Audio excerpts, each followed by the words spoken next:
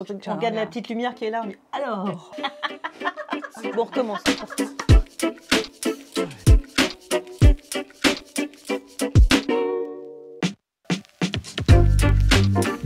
J'en ai un qui me vient à l'esprit, c'est Babar, aux grandes dames de mon père qui aurait sans doute préféré que je lise Astérix. J'en ai un autre qui se télescope, qui était Oui Oui. Et puis un petit peu plus tard, la comtesse de Ségur, mais disons que j'ai 3 souvenirs qui se télescopent. Et moi, ça se télescope avec Anne. Babar, bien sûr, mais mon vrai premier souvenir qui m'a marqué, où je me suis identifiée, c'était la comtesse de Ségur, Les Malheurs de Sophie.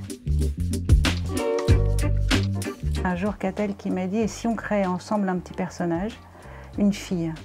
Je me souviens très bien lui avoir dit non. Et je pense que mon souvenir d'écriture réellement le plus insolite, c'est quand, presque malgré moi, je me suis mise devant mon ordinateur et Lucrèce est née comme ça. C'est sans doute la créature la plus imprévisible que j'ai rencontrée et co-créée. J'ai donc un refus, un vrai râteau. J'étais persuadée qu'Anne dirait « mais génial, on va faire une série ensemble ou une histoire ». Elle me dit « ah non, non, non, jamais, parce que quand on est la fille de Mozart, on ne se lance pas dans l'opéra ». Donc ok, jamais il y aura un travail jeunesse ensemble. Et un jour, dans ma boîte, je trouve un texte de Lucrèce. C'était plein d'humour, plein de charme, plein de loufoquerie, de vie. Et j'ai senti que ça y est, on avait un truc ensemble. Je trouve que c'est plus juste de dire qu'il m'accompagne, c'est Edmond Dantès, Monte Cristo. Je trouve que c'est un modèle parfait de résilience quand elle vient se mêler à la vengeance. Et pour la vie un peu plus spirituelle, c'est incontestablement Robert Badinter, avec lequel j'ai eu la chance de déjeuner une fois. Et on est allé dans son bureau et il m'a montré une cuillère en étain, une cuillère à soupe. Et il m'a dit, la première fois que je suis allée à Auschwitz, j'ai ramassé cette cuillère et je me suis dit que c'était cet instrument-là qui différenciait l'homme de l'animal et c'est cet instrument-là dont on avait privé nos congénères, quoi. Voilà, sans aucun doute, au soir de ma vie, je penserai à lui, à Robert Badinter.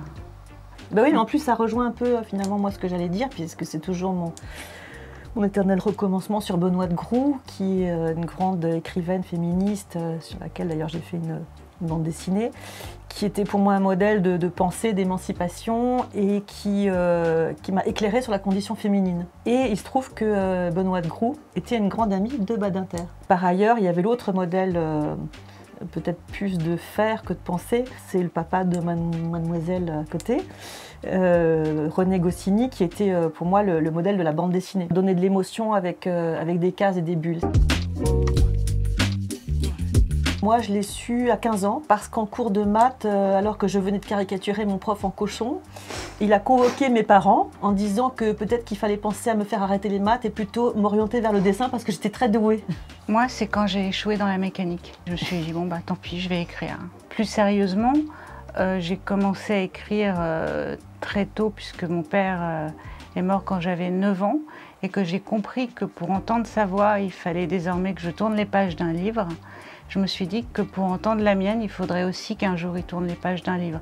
Quand on porte le nom que je porte, franchement, et je suis très sincère, je suis la fille d'un géant et il m'appartient de mettre mes tout petits pas dans ses pas de géant. J'aurais préféré être douée pour le violoncelle. Moi, j'aime bien l'architecture, j'aurais bien fait architecte, mais j'aurais encore mieux fait cavalière, je pense. J'ai des bottes de cavalière. Bah moi, j'aurais voulu faire du dessin. Donc j'en ai parlé à Catel quand on s'est rencontrés. Elle m'a dit bah vas-y, essaye. Donc j'ai dessiné un soleil. Elle m'a dit continue à écrire. Non, bah j'aurais rien pu faire d'autre moi, parce que je sais rien faire d'autre. Mon prochain livre, c'est Lucrèce. Non, faut pas le dire. Un chaton. Une belle couverture jaune, donc je suis très fière.